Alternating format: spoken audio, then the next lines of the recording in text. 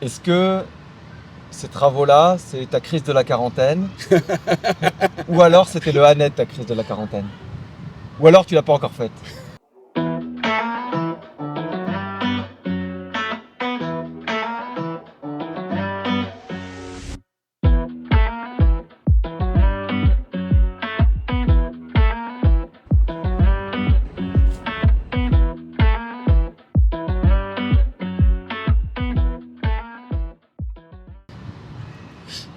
C'est ça pour. Non, non, mais je pense que oui, au tournant de la quarantaine, on se pose des questions à savoir qu'est-ce qu'on fait avec notre métier. Un besoin de faire bouger les choses à travers la vision de mon entreprise. Donc, je ne sais pas si je l'appellerais crise de la quarantaine, mais clairement que j'aurais pu dépenser mon argent différemment. Mais si je reviens à vouloir le faire avec autant de passion dans mon restaurant, c'est que encore aujourd'hui, j'ai pas l'impression que j'ai terminé ma croisade à travers la gastronomie québécoise, puis que j'ai encore ma place. Je sais que j'ai ma place, j'ai une conviction d'avoir encore des choses à dire et à vouloir bouger encore les choses.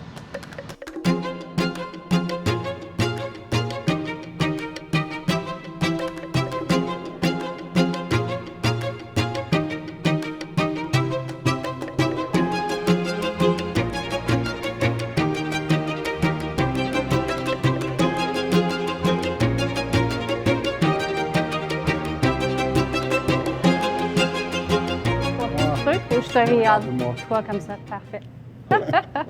Puis, je te regarde toi dans les yeux. Ça fait quoi d'être de l'autre côté? C'est étrange.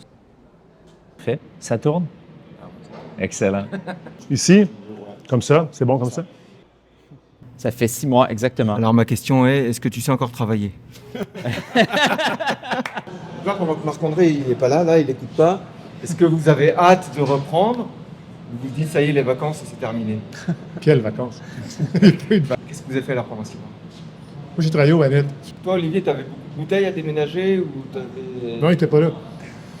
Moi, j'étais parti en voyage. Moi, c'est Laurence. Je suis sommelier au Guen et Beaufort. Ben, moi, c'est Mila, copropriétaire du Guen et Beaufort, partenaire avec Marc-André et avec Vincent Leclerc. Mon nom est David Vincent. Je suis dans le groupe Guen et Beaufort depuis 8 ans maintenant. Et maintenant, je suis directeur du restaurant. Je m'appelle Lisa, puis je suis responsable des communications pour le groupe Guen et Beaufort. Moi, c'est Olivier Quintin. Je suis responsable du programme de bar pour le groupe Guen et Beaufort, donc dans le restaurant Guen et Beaufort ainsi qu'au Annette Bar à vin. En fait, les travaux du Guen et Beaufort ils ont été vraiment plus, si je peux dire, pour les employés que pour la clientèle. Oui, on a refait un petit peu la salle à manger, mais on a vraiment agrandi les espaces de travail. Puis nous, ça va nous permettre justement d'être mieux outillés, si je peux dire, pour faire tout ce qu'on faisait avant, qu'on devait condenser dans des petites périodes de temps, comme on avait moins d'espace de travail. Là, on va pouvoir avoir plus d'espace, puis on va pouvoir aussi mieux cohabiter avec la cuisine. Le lundi dernier, on ramenait le tout sur place. Hier, on a tout placé dans le nouveau cellier. Et donc, là, vraiment, on est sur les derniers milles pour la sommellerie. Là, avant la réouverture, le cellier est prêt, le vin est placé. On attend juste d'avoir des clients pour ouvrir des bouteilles. Le Hogan a quand même, une belle carte avec une super maturité de vin de moyenne gamme à haute gamme, qu'on est content qu'on veut continuer. Mais pour pouvoir bien arriver à la fermeture, on a réellement épuisé l'entrée de gamme. Donc, on a réellement voulu déménager le moins de vin possible. Donc, on n'a pas racheté d'entrée de gamme, et ce, peut-être dans les 5 à 6 semaines avant la fermeture. J'appelle ça comme un atterrissage. On a voulu atterrir avec le moins de vin possible en inventaire. Donc, il a fallu, à partir des dernières semaines, conjointement avec l'équipe de sommellerie, penser aux achats et aux achats de vin pour la réouverture. Et ça rime réellement plus avec du vin démocratique, d'entrée de gamme, pour aller cocher des cases de qualité, prix, plaisir dans plein de régions du monde. Donc, c'est surtout ça qui s'en vient là, dans la semaine dernière et demain comme commande, c'est de renflouer l'entrée de gamme pour que les clients s'y sentent accueillis dans tous les prix possibles et plusieurs régions. Je les ai vus, en fait, de plusieurs manières. On avait Sophie Ferredge, Sophie qui a été un cadeau de Dieu, si je peux le dire comme ça, C'est elle qui a été la chargée de projet de tout le projet au complet. Elle a ficelé ça d'une main de fer dans un gant de velours, comme Sophie sait si bien le faire. Donc, c'est vraiment la paix d'esprit avec elle aux commandes du projet. De mon côté, ça a été un peu plus lent au début. Je n'ai pas embarqué tout de suite. Il y avait eu quelques avis, décisions au début quant au visuel puis le montage avec appareil architecture. Après ça, c'est vraiment Marc-André puis Sophie qui ont l'idée le projet. Moi, j'ai embarqué un petit peu plus tard aux commandes avec David pour tout ce qui est gestion de salle. Puis vraiment, toute la job a été faite par David Vincent. Je suis un peu plus son sounding board là-dessus, accompagnement, puis l'aider à prendre certaines décisions. Puis une bonne partie qui a été faite avec Lisa, qui est notre responsable des médias et des communications, qui a un talent fou. De mon côté, c'est vraiment plus guider, encadrer, enligner, transmettre la vision, puis peut-être bâtir la stratégie de comment on communique, qu'est-ce qu'on communique, puis via quels canaux. Ça, c'est la belle partie de la job. La vraie job, elle se fait faire principalement par Lisa, puis maintenant Sandrine qui se rajoute à l'équipe en graphisme. Moi, je te dirais que mon rôle dans tout ça, c'était de faire des archives photos et vidéos, du travail des artisans avec lesquels on a travaillé pour ce projet, parce qu'on trouve que c'est quand même important de mettre en lumière sur des personnes qui sont souvent dans l'ombre, alors que dans des rénovations, c'est quand même grâce à ces personnes qu'on a un aussi beau restaurant. Moi, je te dirais que mon rôle, c'est de photographier puis prendre en vidéo l'amour qu'il y a dans un restaurant. Mais quand on est fermé, ça passe par le travail des artisans ici. Donc, les artisans qui s'occupent de la construction pure et dure, qui s'occupent des luminaires, qui s'occupent du choix des matériaux, puis tout ça. Je te dirais que notre stratégie, c'était vraiment de teaser au maximum des petits échantillons de notre travail, puis du travail des artisans avec lesquels on travaille.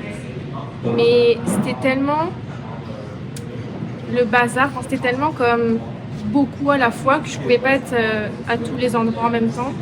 Donc je teasais ce que je pouvais teaser.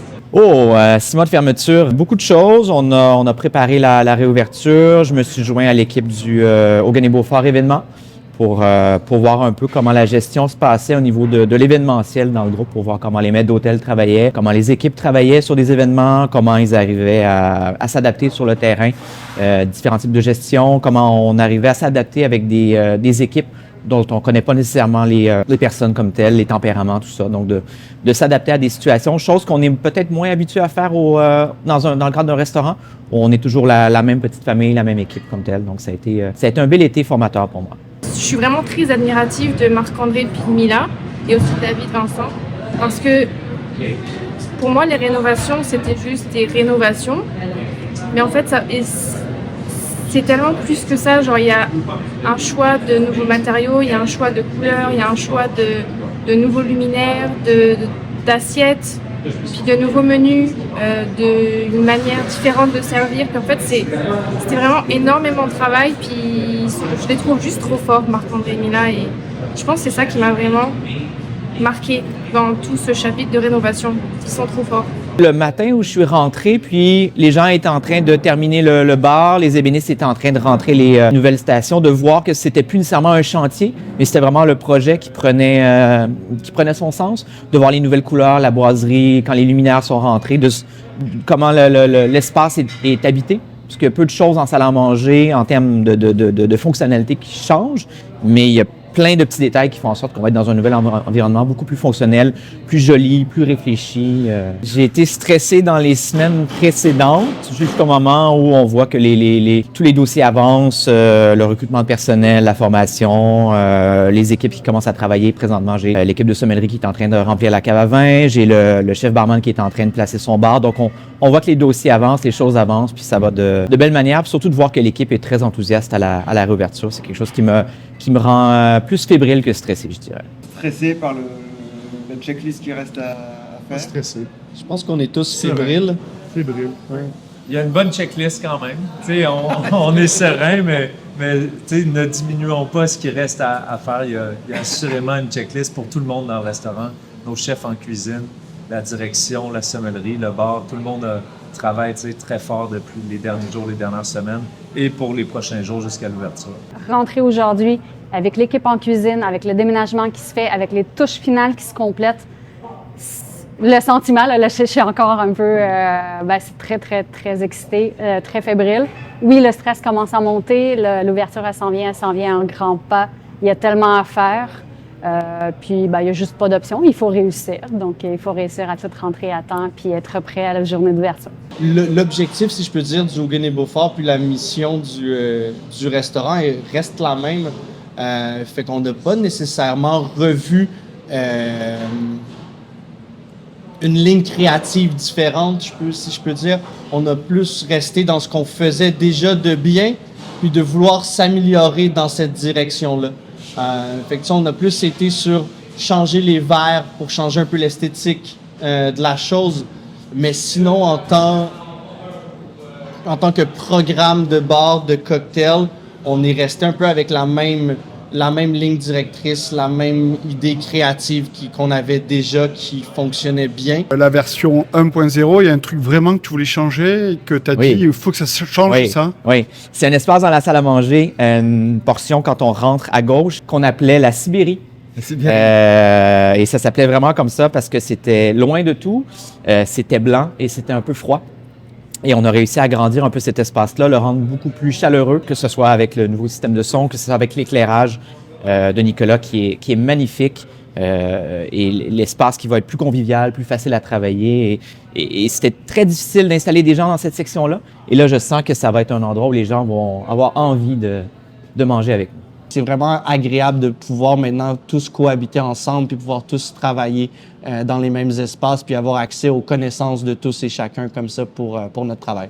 Ça m'a confirmé aussi, tu sais, de m'arrêter, ça m'a confirmé aussi que j'avais envie de continuer à faire ça parce que la réouverture, on l'attend vraiment, on est fébrile, on l'attend impatiemment, on a hâte de voir les gens, on a hâte de contribuer à leur soirée au restaurant. Puis ça, c'est vraiment quelque chose qui, moi, que j'ai confirmé qu'il m'habitait beaucoup, puis c'est là qu'on a le plus de plaisir en vrai.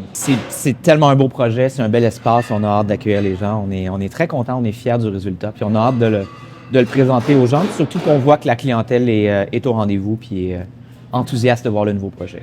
Le message, je pense qu'il est fort, puis qui conserve l'essence de qu'est-ce que c'est le Hogan. Puis le fait que notre flamme, elle était juste enveilleuse, puis qu'elle repart pour pouvoir accueillir tout le monde. La cuisson sur feu de bois, puis le sentiment que les gens y ont quand ils rentrent dans le restaurant. Le feu, c'est quelque chose qui réunit tout le monde, puis qui se transpire jusqu'à la signature dans la cuisine, autant dans les plats principaux que jusqu'à dans les desserts, dans les entrées, un peu partout, même dans les cocktails.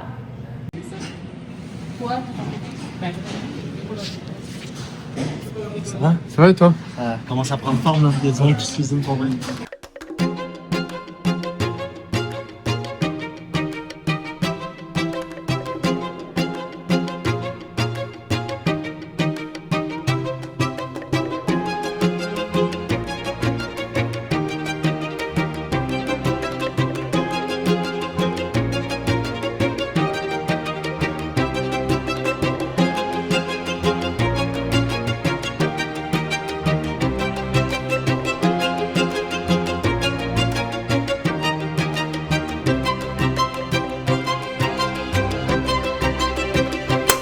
Je m'appelle David Lepage et je suis cuisinier. Vincent Barona, chef de cuisine. Je suis Mélissa Tringle, je suis la chef artisan exécutive du groupe au complet.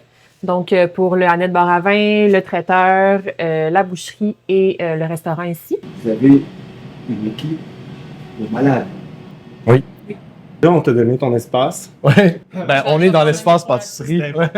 Ma pâtisserie. Ah, déjà, ils sont chez toi. Ah oui. Ouais. Fait que... Les pâtissiers, c'est les premiers à s'installer. Et puis, c'est eux qui arrivent le matin. Et puis, tu dois t'adapter à... On a eu 10 ans dans les broussailles avant d'avoir droit à ça. Hein? Ouais, bon, on dit que c'est la pâtisserie, mais après, s'il y a un garde-manger qui veut s'installer à côté de nous parce qu'on a seulement un pâtissier qui travaille cette journée-là, c'est correct. Je pense qu'on n'a pas encore testé la cuisine à son plein potentiel. En voulant dire, la brigade rentre au complet tantôt à 11h. Fait qu'à ce moment-là, on va se marcher sur les pieds. Mais je suis pas mal sûre qu'on va trouver nos repères. Là. Après, je ne sais pas exactement comment David va diviser sa cuisine pour le reste. Mais on a tellement d'espace comparé à avant que moi, je suis très excitée. Là. On n'a pas trop d'espace. Là. Ouais. Là, c'est une grande amélioration. On aurait pas un troisième étage. Mais c'est une grande amélioration. Mais tu sais, il va y avoir des journées, il va y avoir 15 cuisiniers là, en même temps là, dans l'après-midi là, qui vont se côtoyer, les gens du matin, les gens du soir. Ça fait du monde. Là. Donc, on n'a pas trop d'espace. Je pense que c'est ce qu'on avait besoin pour arriver aux objectifs qu'on se met. Puis pour l'instant, ça se passe très bien. Ouais. De grands espaces, de grandes responsabilités. Hein. Je veux dire, on l'agrandit, fait que il y a de plus en plus de trucs à checker, à nettoyer. Je veux dire, tu donnes ça, puis on va essayer de prendre le maximum de l'espace. Puis à un moment donné, on va se dire, ah ben là, c'est encore trop petit, parce qu'on veut grandir dans cet espace-là, puis l'utiliser le plus possible. Fait que c'est sûr que là, en ce moment, ben, on sait pas exactement où est-ce qu'on place toutes les choses. Éventuellement, tout va être carré, tout va être à sa place. Puis là, bon, on va se dire, Marc, on peut-tu encore agrandir le restaurant? À une semaine d'ouverture, c'est quoi votre état d'esprit? On n'est pas prêt. On est dans le jus, en fait, hein, c'est que de dire, ouais. Ouais. Mais fébrile à l'idée d'ouvrir, c'est sûr et certain. Je pense que c'est comme un peu avoir le trac avant de monter sur scène, là, tu sais. Je pense que c'est un bon stress. Je pense que si on n'était pas stressé, peut-être qu'il y aurait un problème, là, mais ouais. Moi, ça va. Mais en voulant dire, tu sais, eux sont là tout le temps au Guinée-Beaufort, tu sais. Moi, je suis là moins souvent. Fait que c'est sûr que je vis peut-être moins le stress que eux, ou je le vis peut-être différemment. C'est sûr que, tu sais, moi, j'ai 2 pâtissiers qui sont super solides en dessous de moi, qui vont comme... Tu sais, j'ai confiance en eux totalement. Eux, leur équipe a beaucoup changé. Peut-être que vous avez moins des joueurs repères et tout ça. Mais tu sais, moi, mon équipe reste la même. 50-50. 50-50. Je veux dire, tout le monde qu'on va avoir dans notre équipe est super bon, mais moi, mon équipe n'a pas changé de la fermeture à la réouverture. Fait que je suis quand même en confiance. Je pense que j'ai eu des moments de stress. Quand on a fait le premier tasting de dessert, il y avait beaucoup de choses à bouger, à tweaker. Mais quand on a fait le deuxième tasting cette semaine, la semaine passée, ça m'a vraiment calmé. Après, c'est sûr que le premier service mercredi, la semaine prochaine, ça va être différent. Peut-être que je vais avoir un différent discours, mais pour l'instant, moi, j'ai quand même confiance par rapport à tout ça, puis par rapport à l'équipe de pâtisserie qui est en place à temps plein ici.